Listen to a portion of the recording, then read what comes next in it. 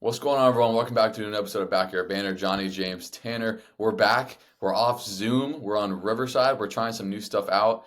Just trying to get a better quality out there for you guys. Quickly, let us know what you think. Mostly mom, dad, our parents. Let us know what you think. Yes. And if you're new, subscribe. We're getting up there, almost at 340 subscribers. So we've really gained a lot in the last few weeks. So keep on subscribing. I made a bunch of shorts last night. I made like 8 shorts, and I'm gonna post them throughout today and tomorrow and more from this one. So be on the lookout. Follow us on the social media. But guys, NFL starts technically tonight, but tomorrow, as you guys see this, Chiefs and Ravens, Packers and Eagles play tomorrow. And then we will all be together. We will be back together on Sunday watching the Bears game in NFL Red Zone. So, God, I mean, how's it feel? Those words that you just said were the greatest. Like, we thought we were living in the best time, week one of college football. Mm-hmm. This week right here, this is the best. We have ton of college football. NFL kicks off, and obviously for Tanner and I, the Bears just dropped that season pregame video. I was about to run through a wall. I swear I've always said that before. I was going to run through a wall exactly. The wall's already broken. Broken. Yeah, it's the wall could not have broke quicker when I saw that video. I mean, the music, oh my God, I could watch it. I might watch it 40 times. Yeah. So. Yeah. That and Hard Knocks. Man, we're locked in. Hard Knocks.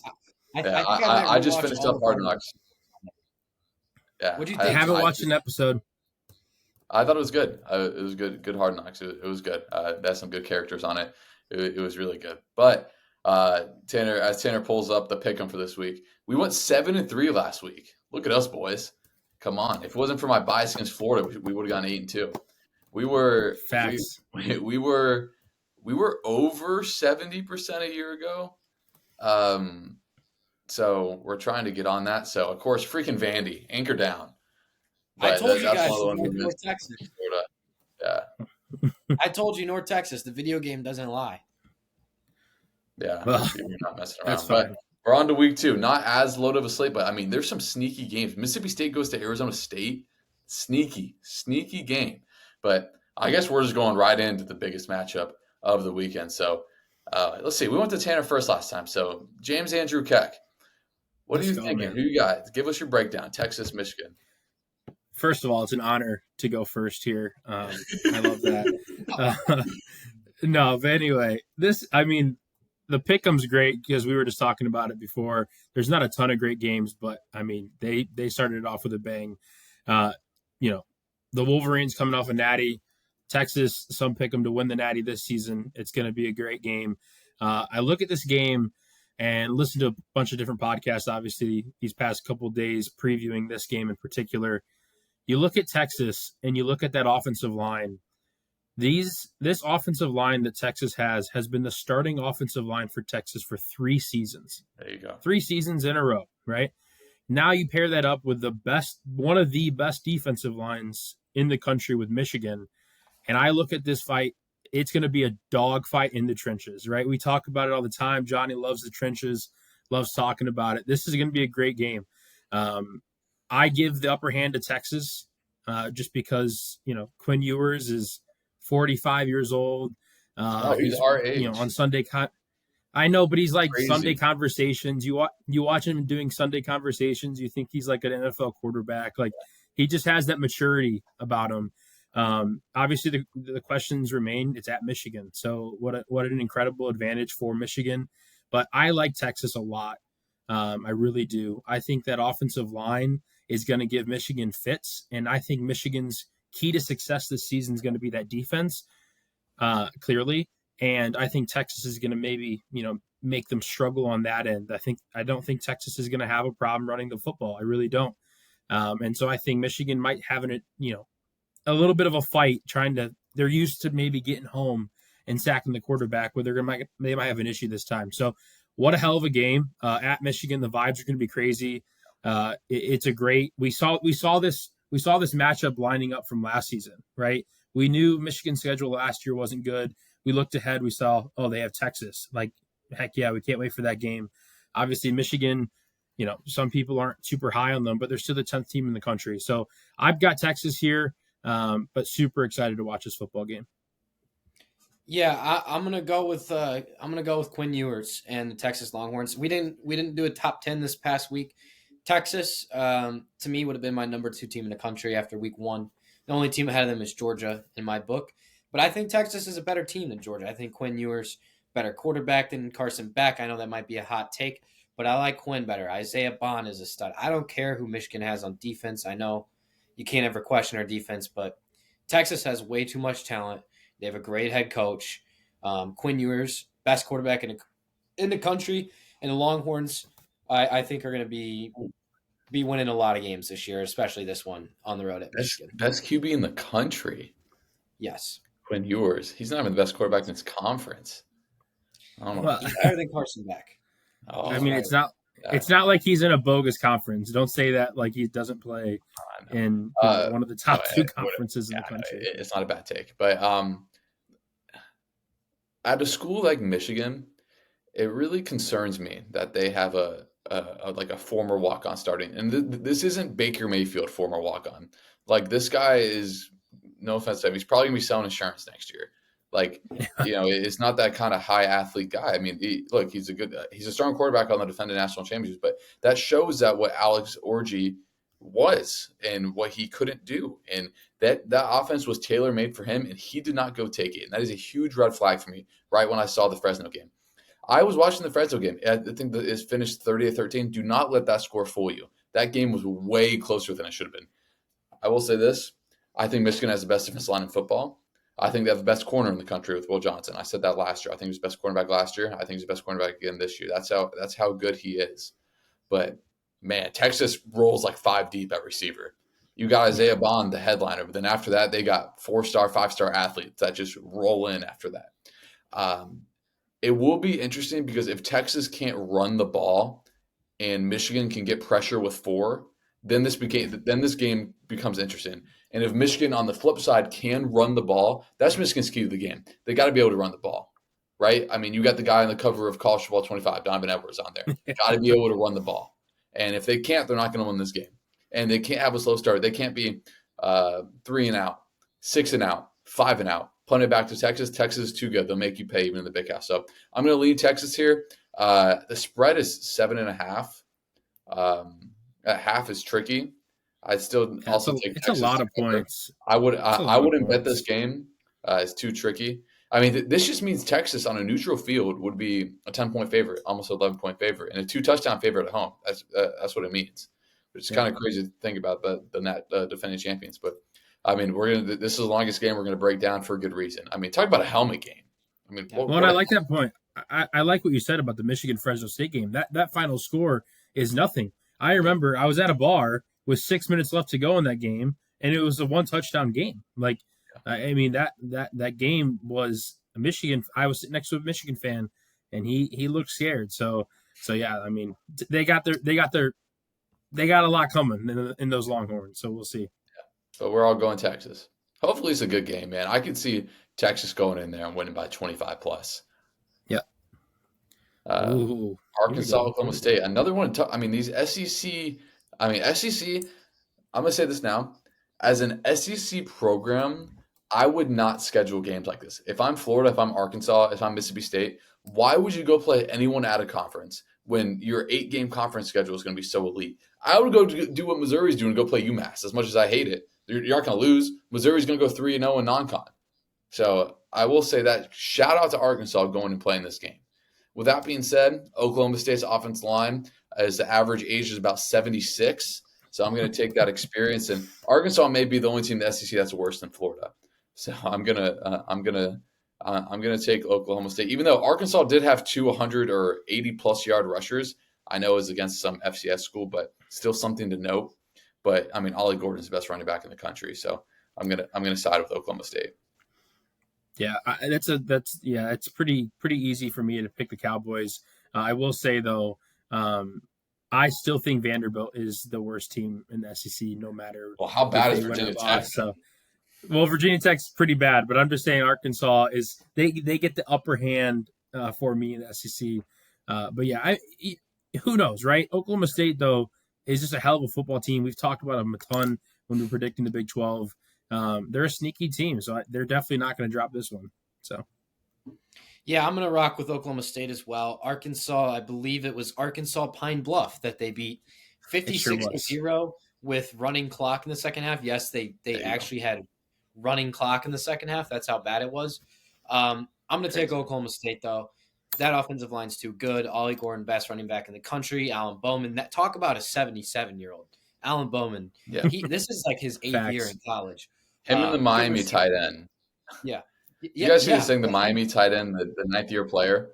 Yeah. If Miami plays into January, he'll have played through with 4 different presidents in office. Well, Arkansas has a wide receiver that was drafted Yeah. by the Brewers in 2014. Which is awesome. 2014. He that's was in the MLB in 2014, and he's He a was- freshman wide receiver for the Razorbacks. He was one of the top prospects in the Yelich trade, right? Yeah. Because he went to was. Miami. Yeah, That's makes crazy. sense of that. Makes sense of that. 29 years Crazy. old, Yeah. freshman. Makes sense. Crazy. Anyway, But, we're going with Oklahoma State. One more point. Oklahoma State, their defense.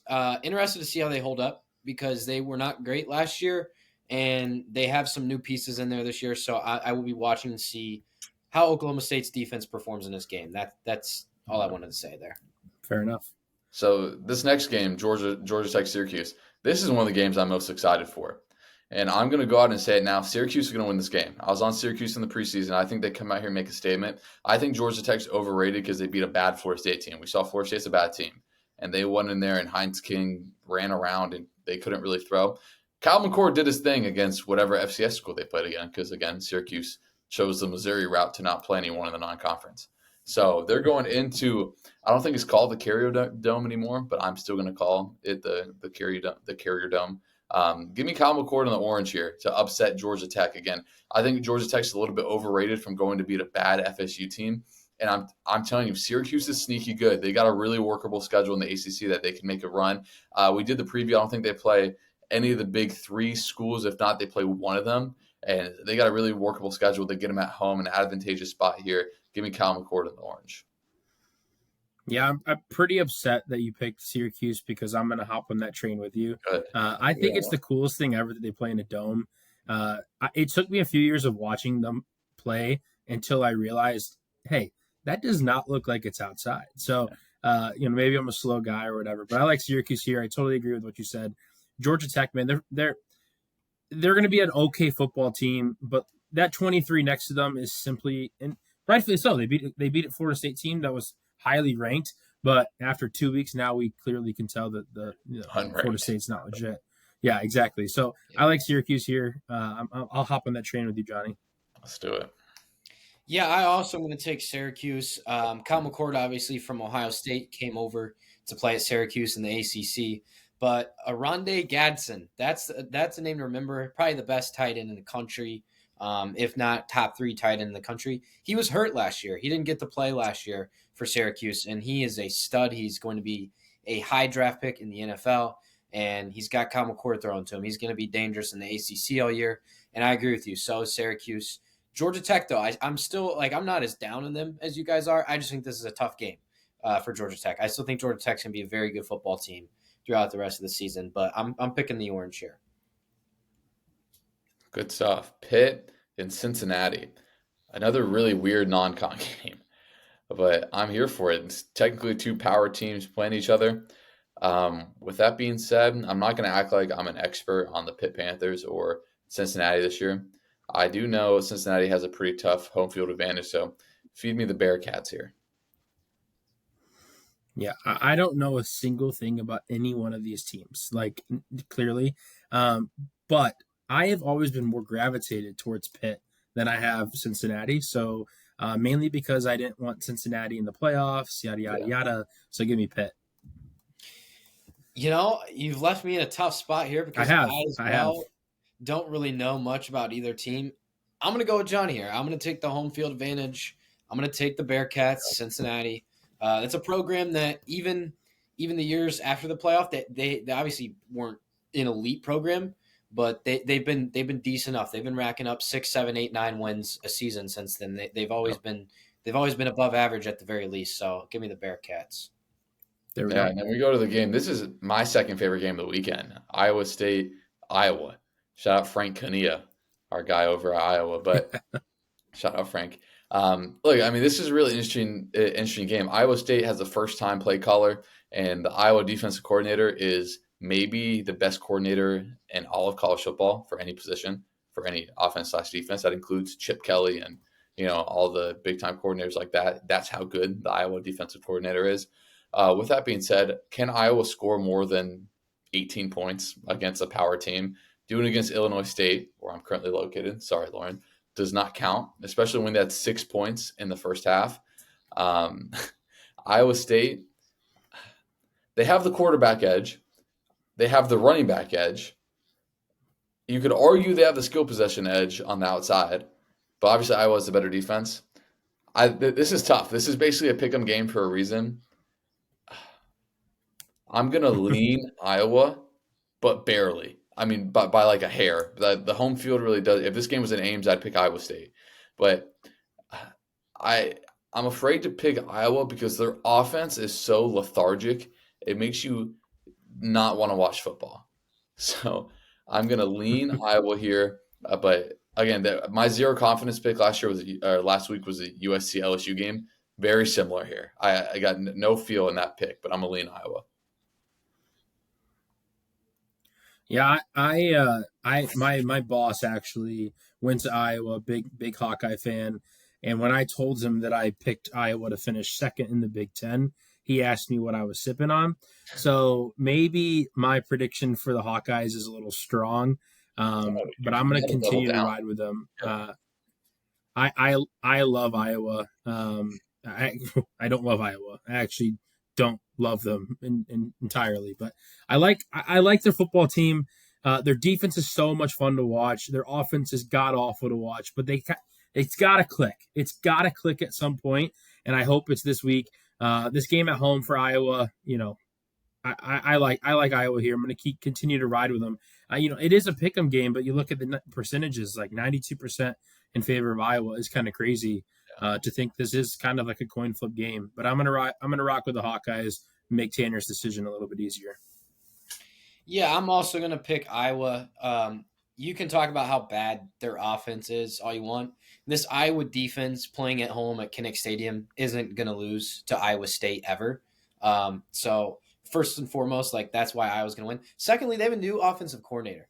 And they actually put up a decent amount of points last week, more than they usually would against a far worse opponent. They scored 40. So, like, when's the last time you've seen Iowa score 40? That hasn't happened in a minute. So, I actually think Iowa's offense can be a little bit improved this year. I've got a little bit of optimism on that side of the ball. Do I think they're going to be great? Do I think they're going to be average? No. I think they're going to be a below-average offense, which is great for Iowa. So, give me the Hawkeyes. I think they win at like a 20-3 game.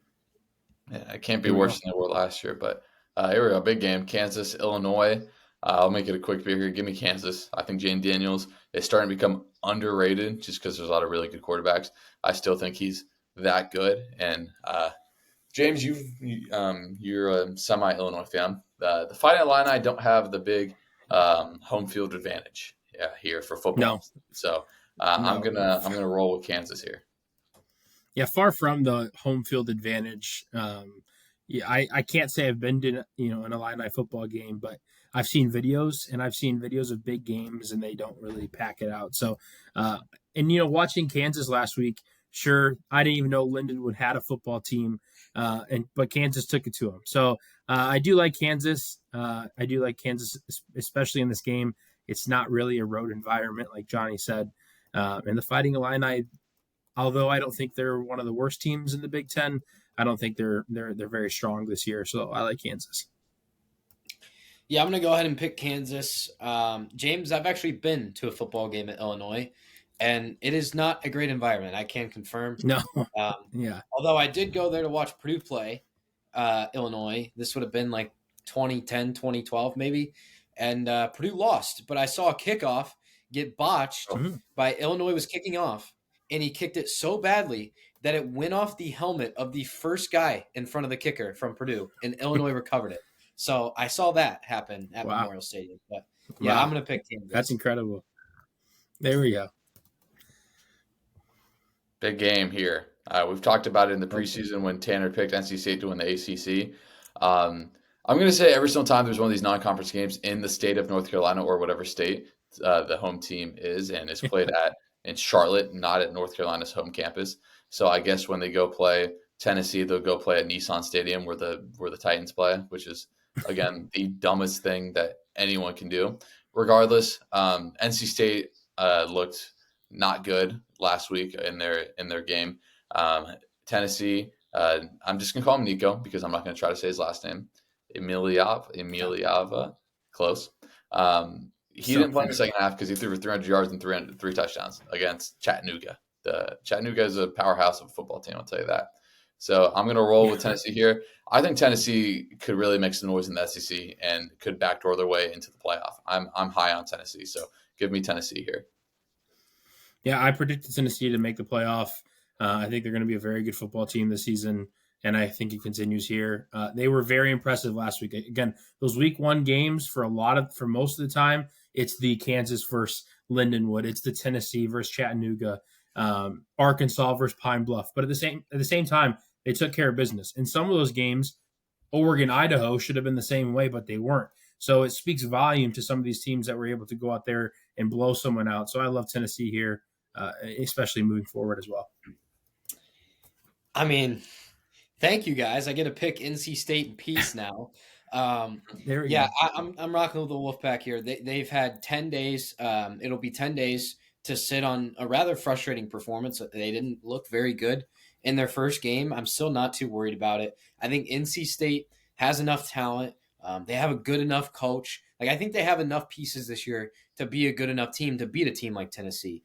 To maybe win the ACC, to make the ACC championship, to win 10 games. And if they're going to win 10 games and be that this year, which I think they can be, they need to win this game. And I genuinely think they will beat Tennessee. I don't care about the 7% that's right there. I don't care that they're underdogs. I don't care that it's Tennessee. NC State is a good football team. They have been for about half a decade now, and they need a big win like this to kind of take that program to the next step. And I think they get it this Saturday, which is going to be great for NC State. I'm rocking with the Wolfpack. But we're rocking as a podcast with Tennessee, so flip that pick. Flip that pick. We're going with the Vols here, man. You're right. There we go. Anyway. Can't have you skewing the numbers. This is the game I'm second most excited for this weekend. Colorado, Nebraska.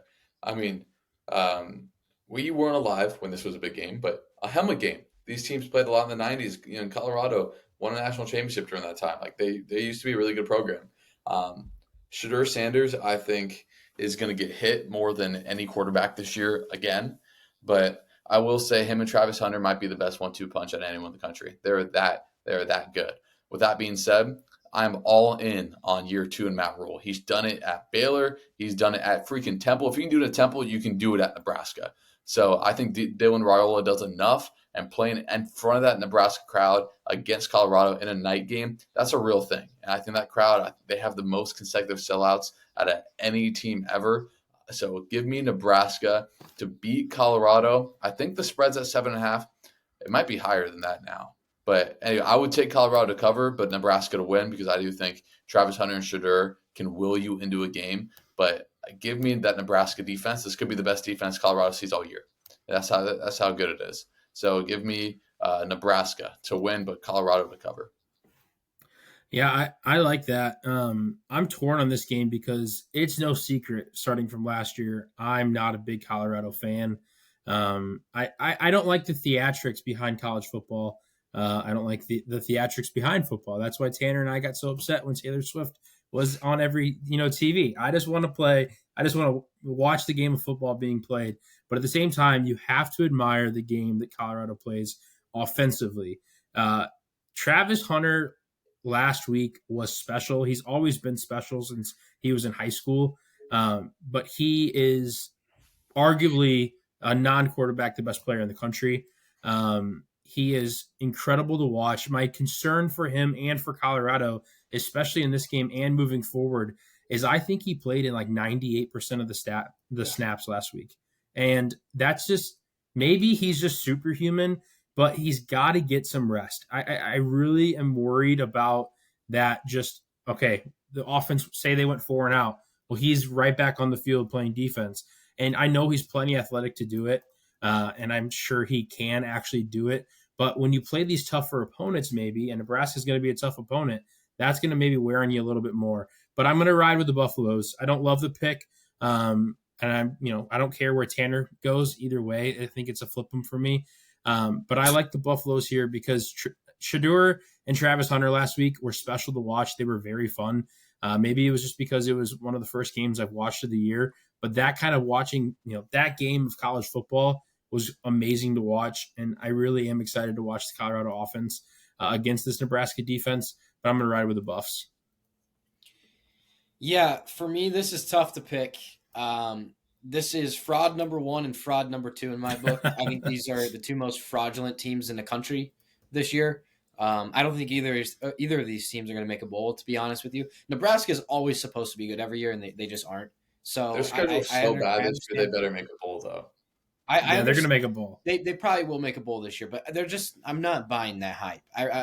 Matt Rule is a good coach, but Nebraska always underperform mightily. And I think this is a good matchup for Colorado, actually. I agree. I don't like Colorado. James, I'm not too fond of them. I want to hope they lose every game, to be honest, but I think this is a good matchup for them. Their defense is not very good, and they're going against Dylan Raiola, who's a true freshman quarterback. Is he talented? Yes, but he's still a true freshman. And Colorado's going to score the ball. Nebraska's defense hasn't been excellent in a while, and Colorado's going to put up a lot of points. I think Nebraska's going to not run the ball as well as North Dakota State, which is crazy to say. But I think this is a better matchup for Colorado's defense. I think they're going to be better stopping the pass and the run this year, and I think Nebraska's going to want to come out and throw the ball. So I'm going to take Colorado on the road, even though I hate picking Colorado. I just think it's a good matchup for the Buffs.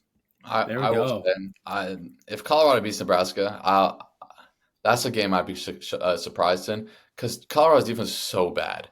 It's bad.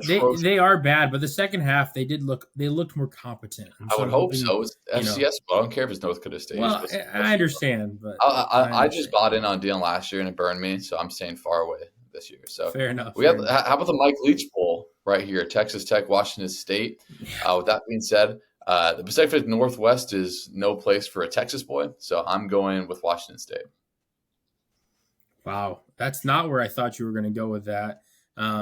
Feed me the truthfully am not super. I'm not. Yeah, exactly. The Pac two. I love that. I was actually talking to one of my buddies the other day. I'm like, so it's the state schools, right, that are in the Pac-12. He's like, yeah, but now it makes no sense because the Big Ten has 45 teams and the Pac-12 has 2 teams. So, but anyway, I don't know anything. Well, yeah, I know. But these 2 teams, I don't know anything about. So I'm going to make the decision tough for Tanner. I'm going to pick Texas Tech. I'm going to take Washington State. They you know how pissed off they are? They aren't in a conference, and they get a Power 4 team right away. This is their Super Bowl. This is legitimately their Super Bowl. I might have Washington State by 50, actually. Yeah. Wow. There we go. Washington State. Here we go. Mississippi State, Arizona State. Again, I talked about when we first started to pick up this sneaky game.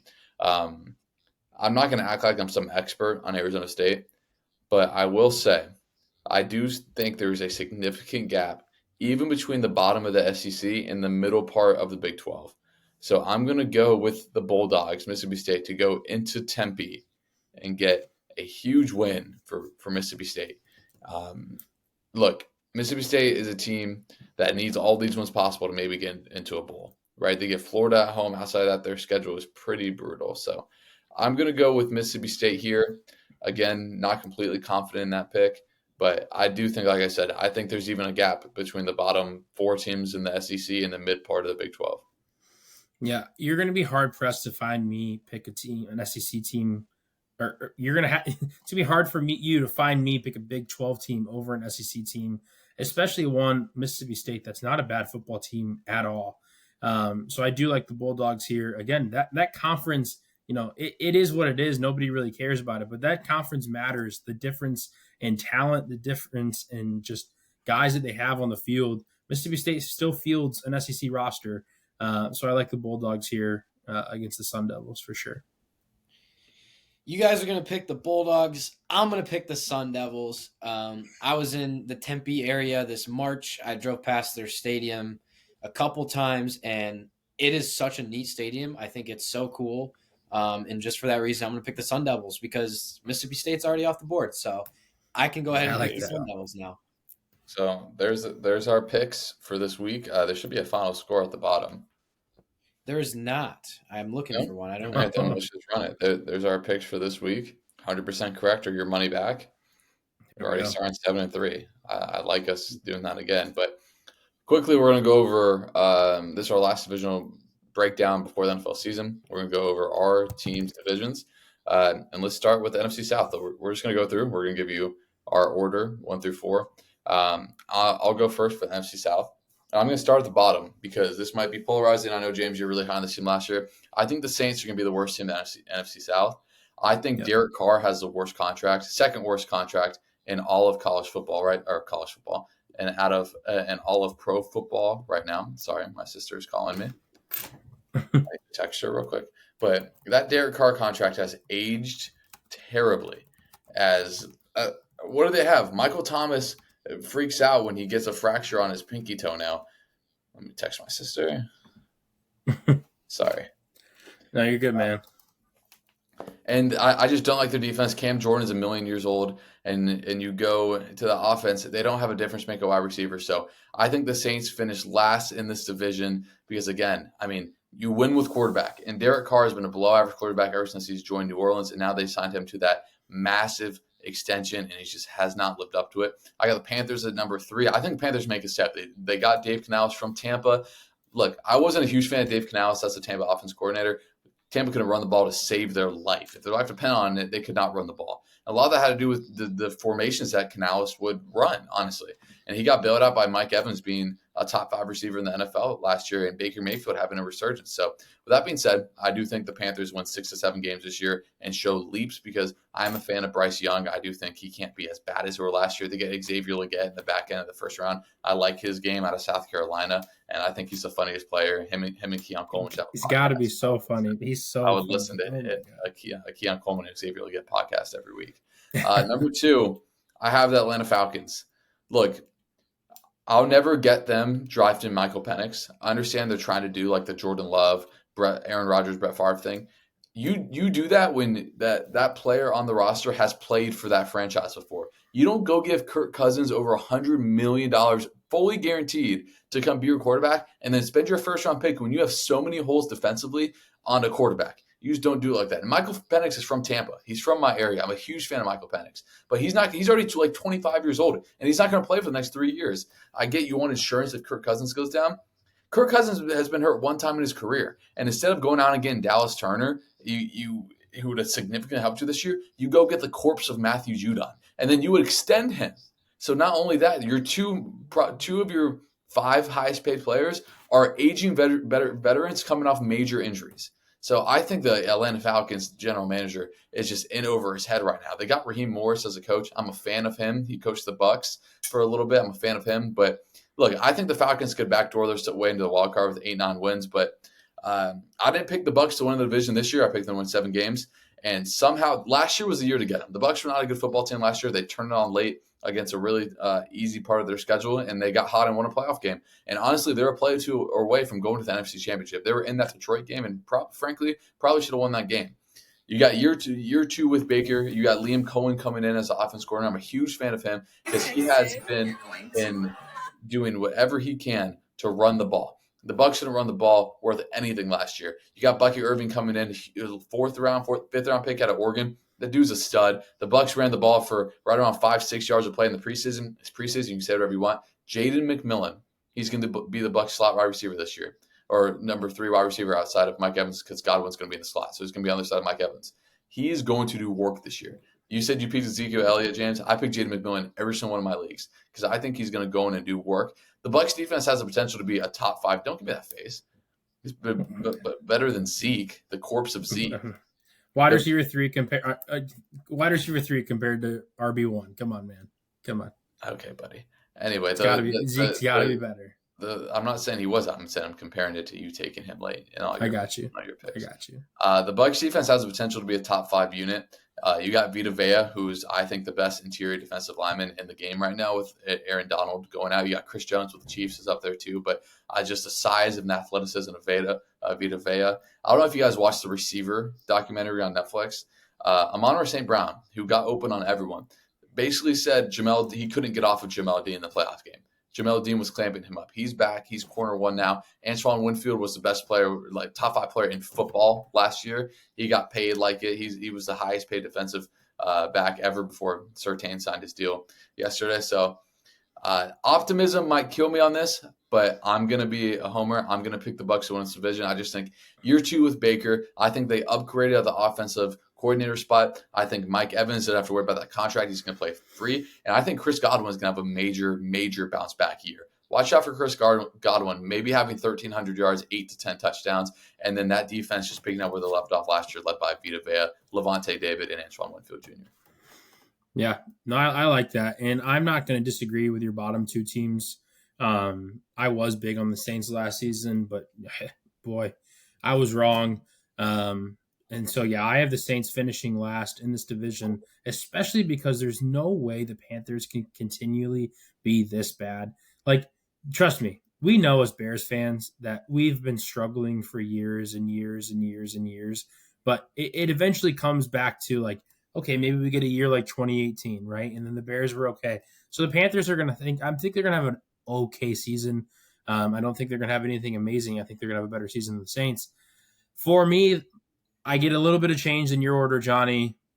Not out of just, I'm not super confident in this, but I do have the Bucs finishing second in this division. The reason I have the Falcons, right? They paid him $180 million. He just tore his Achilles. What are you doing? It could go down possibly as one of the worst contracts in the sport if it goes how a lot of us are seeing it going. But at the same time, I believe in Kirk Cousins a little bit. I think he's going to be. I mean, I hope he's healthy. I think Penix, like you said, is going to ride Pine for 4 years, and then he will be 34 years old. And so I look at this division, and I love Darnell Mooney. Right, I love him. He was a Bear. One of my Falcons. Hey, one of my favorite Bears. Didn't get no love. He goes to the Falcons. I'm not set on anybody in this division winning a playoff game, but because I have to pick a winner, I'm going to give the upper hand to the Falcons. I don't know. I feel like their time is due. I'm tired of watching the same Bucs team get rolled out there. Obviously, Johnny, I know you know more about the signings and whatever this offseason for the Bucs, but it just seems like I'm like the Mike Evans, Chris Godwin, Baker Mayfield. Like, sure, it's working. Like, hey, you won a playoff game last season. Like, that is amazing. I hope the Bears can do that too. But I just don't trust it. Mike Evans is getting older, right? Chris Godwin seems to get hurt here and there. Baker, he's probably a salvageable quarterback at this time. But I like the Falcons. I hope Kirk Cousins can go out and ball and give my boy Darnell Mooney maybe 9 touchdowns this season. So, T, real quick before you go, I think the NFC South has the potential to be what the AL Central was this year in baseball. I think the NFC South can be sneaky good like the AL Central was. We did our AL Central prediction. We said I don't know, one team is going to be relevant in this, and they're going to have 3 teams make the playoffs. So I'm not high on the other 2 teams. I will say the Bucs got Baker Mayfield for a ridiculously low number than what quarterbacks are going for. The Packers went out and paid Jordan Love based off 6 games. And Baker Mayfield had better stats last year than Jordan Love. And to get a quarterback on a multi-year deal at sub $40 million at this point is a huge dub. Yeah. So shout out to Jason Light. I just want to say that real quick. One of the best GMs in really all of sports for doing that. But go ahead, T. Yeah, 4th place. I'm going to go ahead and take the team that has tickets going for about $2, and that is the Carolina Panthers. I got to say, with the NFL starting today, I like to go on this little quiz site called Sporkle, and I like to fill in the projected starting lineup of every NFL team this year just to make sure, I know what teams have what players, just that final test before the season of me and my knowledge as a fan. And I got to say, I really struggled with the Panthers today. I knew Bryce Young. I knew Adam Thielen because it's Adam Thielen and he's old. And I knew Tommy Trimble because he was a Madden legend for me 3 years ago. Yeah. But outside of that, Xavier Legette, I guess. But outside of that, pretty rough for the Panthers. Gonna have a hard time seeing them win more than 4 games. Bears have their second round pick. It'd be great if they're as bad as last year. Moving on to the Saints. Not a believer in Derek Carr. Alvin Kamara is old. Chris Olave, how good is he? I kind of have my question marks there on the offense. Their defense is always going to be good. Their defense is always going to keep them in games. They have good enough veteran players defensively. Not a fan of their head coach. Saints struggle. 5, 6, maybe 7 wins. I kind of agree with you on the Saints. I'm just not very high on them. I don't think this is a playoff team. I don't think they're close to being a playoff team. Moving on, my second team in the division, I've got the Atlanta Falcons. This is a team that I don't think will make the playoffs. I have them at maybe 8, 9 wins, which could be enough to win this division. We will see when the time comes. But Kirk Cousins has been a merchant of Justin Jefferson the last couple of years. I don't think he's as good as he has looked, basically, because I think Justin Jefferson has made him the quarterback he has been the last couple of years. And Drake London is no Justin Jefferson. Kyle Pitts has a lot of inconsistency issues, and now he's already questionable week 1. Love Bijan Robinson. This is like the new Saquon of the NFL. Bijan Robinson, I cannot wait to watch him play all season long. Big fan of the Falcons defense. They got, I believe they have Bates, and then they brought in Judon. Judon, I agree with you, Johnny. Kind of a weird that they gave him that big of an extension, but this is still 9-10 sacks a year on that D line. That's an improvement for the Falcons. They needed it, and they got it. So I think the Falcons win 8 to 9 games. I wouldn't be surprised if they do that and still win the division. But I'm going to rock with the Bucs. You look at Tampa. Mike Evans is old, sure, but he still is 6'6", is going to get 1,000 yards and catch 10 touchdowns. Chris Godwin is old, but he's still going to go out there and get 1,000 yards and 10 touchdowns. Baker Mayfield had kind of a resurgence last year. Is this kind of like a new home? Change of scenery. Is this a spot where he can thrive in for more than 2-3 years? Baker Mayfield, even though he got extended, is still playing for his career, because a 2-year extension as a quarterback, you're not guaranteed anything. You're not guaranteed a starting spot. You're not guaranteed another contract. He still has to go out there and prove something, and I think he's going to do that. And like you said, Johnny, you already got all into it. I love the Bucs defense. They're good on every level of the defense, really, and their secondary is very, very impressive. And I would agree. I think they're going to be a top 5 defense, top 10 for sure. And I'm going to take the Bucs to win this division at 10 games, 10 wins. Yeah, love that. We'll move over to the NFC North, and I'll go first just because Tanner's going to pick the Bears to win the Super Bowl. So, 4, I got the Vikings. JJ McCarthy going down is a big blow in my opinion. He was having a really good camp. Sam Darnold, Justin Jefferson, say what you want. I think they're going to be a competitive 4th place team. I'm talking 7 wins as a 4th place team because I think this division is going to be really good. Number 3, I was debating on this. The top 3 is very interchangeable for me. Number 3, I have the Packers, simply because I'm just not as good. I'm not as high. Hold up, I'm getting a call. 1 second. Hello? Good. How are you doing?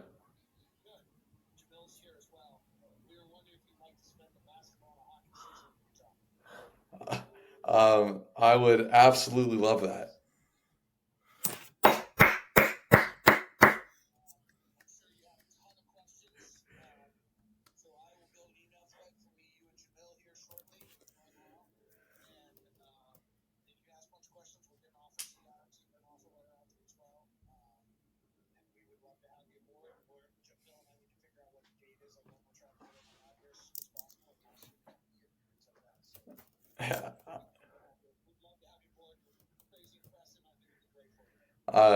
I'm at a loss for words. I don't even know what to say. Thank you so much.